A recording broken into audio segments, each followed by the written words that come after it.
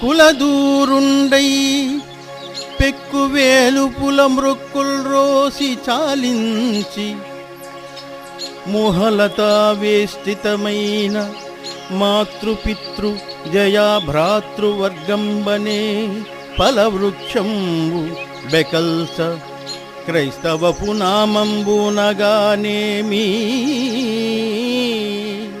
నిర్మల భక్తి క్రియలందు శూన్యుడైనన్ ప్రాప్తించునే సౌఖ్యముల్